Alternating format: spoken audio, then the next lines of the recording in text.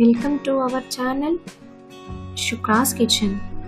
நம்ம இன்னைக்கு பார்க்க போறது மைதா பிஸ்கெட். வாங்க வீடியோக்குள்ள போலாம். 1 கப் மைதா, 1/2 கப் சர்க்கரை. நான் சர்க்கரையை தூள் பண்ணி எடுத்துர்க்கேன். கொஞ்சமா உப்பு, நெய், தேவையான அளவு காய்ச்சின பால் ஊற்றி பிசைஞ்சிக்கலாம். நல்லா பிசைஞ்சுக்கோங்க. தேவைப்படும் போது பால் ஊற்றி பிசைஞ்சுக்கோங்க. தண்ணி எதுவும் ஆட் பண்ண வேண்டாம். மாவு ரொம்ப டைட்டாக பிசைய வேண்டாம், கொஞ்சம் லூஸாகவே இருக்கட்டும். மாவு நல்லா பிசைஞ்சாச்சு. ஒரு 10 நிமிஷம் அப்படியே ஊற போட்டுடுங்க.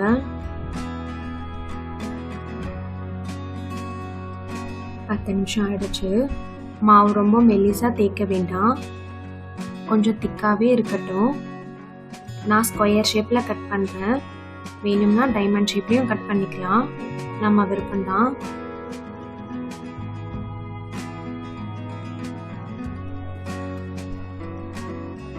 எண்ணெய் நல்லா காஞ்சிடுச்சு. கட் பண்ண மாவெல்லாம் இதுல போட்டுடலாம். கேஸ் மீடியம் ஃப்ளேம்ல வச்சுக்கோங்க.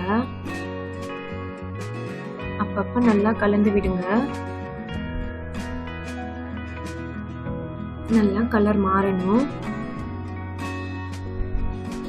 மைதா biscuit ready. Thanks for watching.